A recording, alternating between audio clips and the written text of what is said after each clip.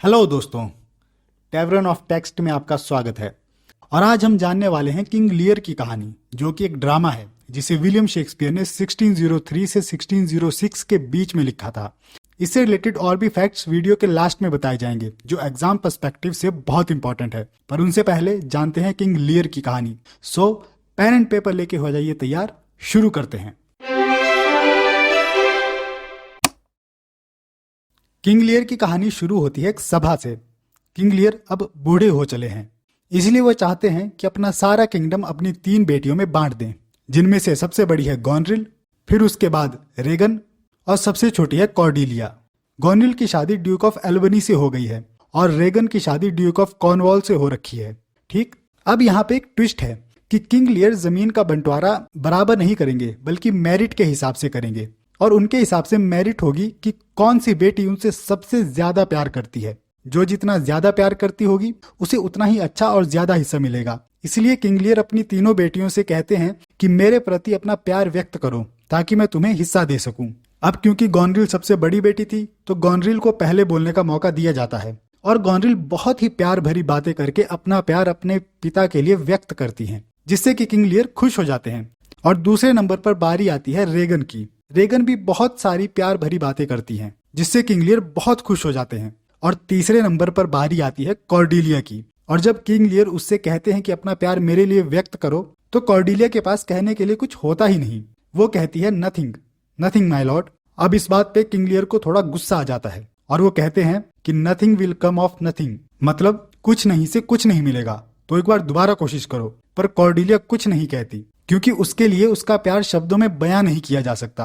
वो अपने पिता से इतना प्यार करती थी। पर किंग लियर इस चीज को समझ नहीं पाते और गुस्से में आके वो कॉर्डिलिया को अपनी प्रॉपर्टी से बेदखल कर देते हैं। हालांकि वहां एक शख्स होते हैं कैंट, अर्ल ऑफ कैंट। वो किंग लियर के खास होते हैं और वो लियर को समझाने की कोशिश भी करते हैं, पर लियर नहीं समझते। उल्टा कैंट को भी देश निकाला दे देते हैं। ठीक, और इस सभा में 2 नौजवान भी आए होते हैं, एक ड्यूक ऑफ बर्गंडी और एक किंग ऑफ फ्रांस, जिनको कॉर्डिलिया से शादी करने के लिए बुलाया होता है। पर जब ड्यूक ऑफ बर्गंडी देखते हैं कि कॉर्डिलिया को तो जमीन से बेदखल कर दिया, तो वो शादी से इनकार कर देते हैं, क्योंकि कॉर्डिलिया के पास डाउरी के लिए कुछ भी नहीं होता। ठीक, लेकिन किंग ऑफ फ्रांस फिर भी कॉर्डिलिया से शादी कर लेते हैं, बिना ये सोचे कि उसके पास क्या है और क्या नहीं। और इसी के साथ कॉर्डिलिया की शादी किंग ऑफ फ्रांस से हो जाती है और वो वहां से चले जाते हैं और कैंट को बेदखल कर दिया जाता है। पूरे राज्य को 2 हिस्सों में बांटकर गॉनरिल और रेगन को आधा आधा दे दिया जाता है। साथ ही ये भी तय होता है कि किंग लियर अब आधा टाइम एक बेटी के पास रहेंगे और आधा टाइम दूसरी बेटी के पास रहेंगे।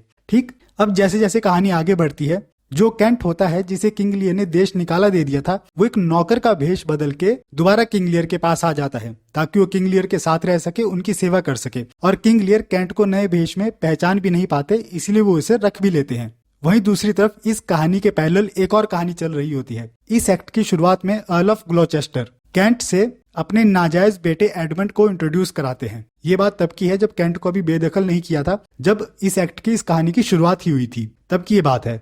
तो जो अर्ल ऑफ ग्लौचेस्टर हैं, वो कैंट से अपने नाजायज बेटे एडमंड को इंट्रोड्यूस करते हैं। और एडमंड के मन में हमेशा से ये गुस्सा होता है कि उसके पिता ग्लौचेस्टर उससे ज्यादा उसके लेजिटिमेट सन यानी जायज बेटे एडगर से प्यार करते हैं और सोसाइटी के सामने उसे यानी एडमंड को नाजायज कहते हैं। और यहाँ तक कि फादर की प्रॉपर्टी में भी उसका कोई हिस्सा नहीं होता। सो इसी चीज का बदला लेने के लिए एडमंड एक प्लान बनाता है। वो अपने बाप को ऐसा बताता है, ऐसी कहानी रचता है, जिससे कि उसके बाप को लगे कि जो एडगर है उसका जायज बेटा, वो उसकी जान लेना चाहता है। और वो एडगर को जाके ये बता देता है कि उसकी जान को यहाँ खतरा है, इसलिए वो यहाँ से चला जाए अगर अपनी जान की खैरियत चाहता है। और एडगर डर के मारे शहर छोड़ के चला जाता है और एक भिखारी के रूप ले लेता है ताकि उसे कोई पहचान ना पाए। ठीक, इसके बाद एडमंड फिर गॉनरिल के महल चला जाता है, वहां पर कोर्टियर बन जाता है, जहाँ पे लियर अपने 100 सिपाहियों के साथ रह रहे होते हैं। कैंट भी किंग लियर के साथ ही होते हैं। अब इसके बाद लियर और उनके 100 सिपाहियों का होना कहीं ना कहीं गॉनरिल से बर्दाश्त नहीं हो पा रहा था, क्योंकि वो हर टाइम मौज मस्ती शोर शराबा करते रहते। और उन्होंने गॉनरिल के एक अटेंडेंट को बुरा भला भी कहा। इसके बदले में गॉनरिल ने, जो किंग लियर के साथ एक फूल था, फूल एक कैरेक्टर है, उसको बहुत बुरा भला कहा। गॉनरिल ने लियर को भी बहुत क्रिटिसाइज किया कि उन्हें और उनके सिपाहियों की ये मनमानी अब बंद करनी पड़ेगी। ठीक, ये सब सुनकर किंग लियर को बहुत झटका लगा। लियर ने तो यहाँ तक कह दिया कि क्या तुम मेरी ही बेटी हो, और वो तुरंत उस महल को छोड़कर अपनी दूसरी बेटी रेगन के पास जाने का निर्णय ले लेते हैं। उन्हें लगता है कि शायद रेगन उनसे अच्छे से बिहेव करेगी, पर जाने से पहले लियर कैंट के हाथों अपनी बेटी रेगन को एक लेटर भिजवाते हैं। और इस सीन में फूल और लियर के बीच में बात चल रही होती है, जिसमें फूल सार्केस्टिकली लियर को बताता है कि उसकी दूसरी बेटी भी उसके आने से खुश नहीं होगी। ये सब बातें फूल ने सार्केस्टिकली और इनडायरेक्टली लियर को बताई, पर लियर को लग रहा था कि रेगन लियर के आने से बहुत खुश होगी।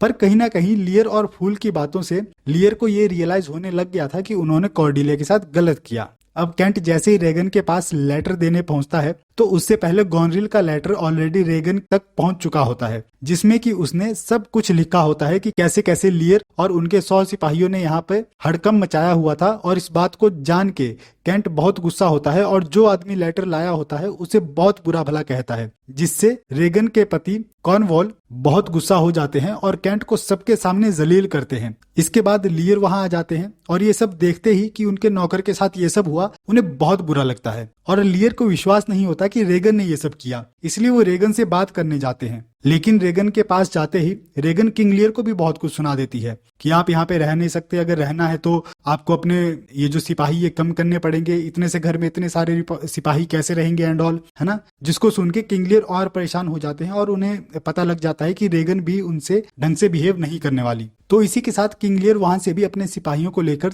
चले जाते हैं और दर दर भटकते हैं और उन्हें ये समझ आ जाता है कि उन्होंने कॉर्डिलिया के साथ गलत किया। इसी के साथ किंग लियर धीरे धीरे अपना मानसिक संतुलन भी खोते जाते हैं, वो एक मैडमैन बनते जाते हैं, पागल होते जाते हैं। ठीक, अब ग्लॉचेस्टर जो था वो किंग लियर को एक शेल्टर में ले जाता है और ग्लॉचेस्टर कैंट के साथ उनको एक जगह जाने को कहता है जहां कॉर्डिलिया अपनी आर्मी के साथ अपनी दोनों बहनों पर आक्रमण करने के लिए खड़ी है अपने पिता के लिए, और ये कहकर ग्लॉचेस्टर अपने घर चला जाता है।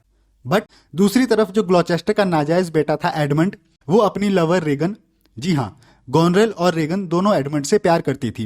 वो रेगन को ये खबर पहुंचा देता है कि उसके फादर ग्लॉचेस्टर फ्रांस की आर्मी से मिले हुए हैं, दुश्मन की आर्मी से मिले हुए हैं। और ये सुनकर रेगन और उसके पति कॉर्नवॉल बहुत गुस्से में आ जाते हैं और दोनों मिलकर ग्लॉचेस्टर की आंखें निकाल लेते हैं। वहीं दूसरी तरफ किंग लियर जो अपने सैनिकों के साथ तूफान में एक शेल्टर में रह रहे थे, वहीं उनकी मुलाकात एडगर से होती है। फिर फूल, किंग लियर और एडगर ये तीनों वो तूफान भरी रात उसी शेल्टर में बिताते हैं और ढेर सारी बातें भी करते हैं। बट तूफान थम जाने के बाद एडगर वहां से चला जाता है और रास्ते में उसे अपने पिता ग्लॉचेस्टर मिलते हैं जो कि अंधे हो गए थे और एडगर से वो सारी बातें करते हैं, पर एडगर को नहीं पहचानते। ग्लॉचेस्टर कहते हैं कि उन्होंने अपने बेटे के साथ बुरा किया, उन्होंने बहुत कुछ गलत किया है और अब वो सुसाइड करना चाहते हैं। तो वो एडगर को कहते हैं कि वो उन्हें किसी पहाड़ी की चोटी पर ले जाए जहां से वो कूदकर अपनी जान दे देंगे, पर एडगर ऐसा नहीं करता। वो उन्हें ऐसी जगह ले जाता है जहां पर बहुत कम ऊंचाई होती है, मतलब वहां से गिर के कोई मरेगा नहीं। पर वो ग्लॉचेस्टर को ऐसा बताते हैं कि आपके सामने एक बहुत बड़ा पहाड़ है, बहुत गहरी खाई है, अगर आप यहाँ से कूदोगे तो मर ही जाओगे।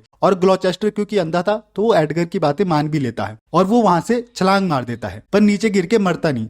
फिर वो उठता है और हैरान होता है कि मैं मरा क्यों नहीं, बच कैसे गया। तो एडगर उससे कहता है कि ये एक डेविल था जो आपके ऊपर बैठा हुआ था, जिसने आपको ये गलत कदम उठाने पे मजबूर किया, पर अब आप सुरक्षित हैं और आप जिंदा हैं और आपको ये करने की जरूरत नहीं है। और ग्लॉचेस्टर भी समझ जाते हैं कि उन्हें सुसाइड करने का अपराध नहीं करना चाहिए। वहीं दूसरी तरफ कॉर्डिलिया किंग लियर को ढूंढ लेती है और अपने साथ अपने कैंप ले जाती है जहां उसकी आर्मी होती है। अपनी बेटी को देखकर किंग लियर पहले तो पहचानते नहीं हैं, पर जैसे जैसे धीरे धीरे पहचानने लगते हैं तो उन्हें बहुत पछतावा होता है कि जो उन्होंने कॉर्डिलिया के साथ किया वो बहुत गलत था। वहीं जो एल्बेनी की आर्मी थी जिसको एडमंड लीड कर रहा था, वो फ्रेंच आर्मी मतलब कॉर्डिलिया की आर्मी पे भारी पड़ जाती है और वो किंग लियर और कॉर्डिलिया को बंदी बना लेते हैं। और दूसरी तरफ जो गॉनरिल होती है वो रेगन को जहर दे देती है, क्योंकि गॉनरिल और रेगन दोनों ही एडमंड से प्यार करते थे और एडमंड का प्यार पाने के लिए गॉनरिल रेगन को मार देती है। अब जब लियर और कॉर्डिलिया को बंदी बना लिया होता है तब एडगर एक सिपाही के रूप में आता है और एडमंड को 1-to-1 चैलेंज के लिए, फेस टू फेस के लिए, लड़ाई के लिए उकसाता है,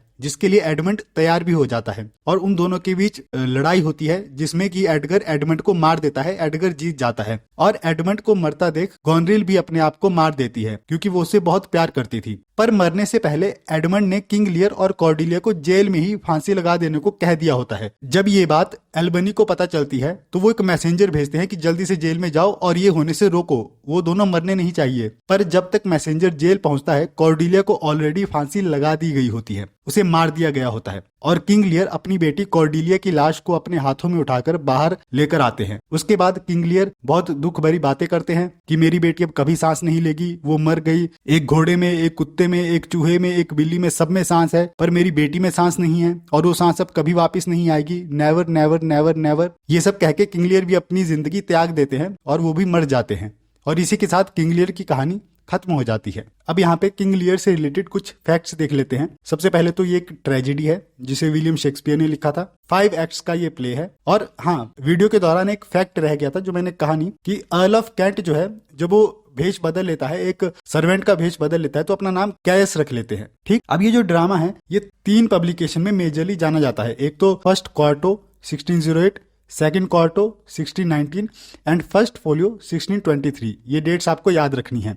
पीवी शैली ने किंग लियर नाटक को the most perfect specimen of the dramatic art existing in the world कहा था उनकी अ डिफेंस ऑफ पोइट्री में। ये भी एक बहुत इंपॉर्टेंट वर्क है, डिफेंस ऑफ पोइट्री। इसको भी हम आगे आने वाली वीडियो में कवर करेंगे। नाउ सोर्स बहुत इंपॉर्टेंट है। कई बार एग्जाम में पूछा जाता है कि किसी किताब का सोर्स कहाँ से लिया गया है, कहाँ से उसका सोर्स है। ठीक, तो किंग लियर का जो सोर्स मेनली जाना जाता है वो राफेल हॉलिंशेड से लिया गया है, the chronicles of England, Scotland and Ireland 1587।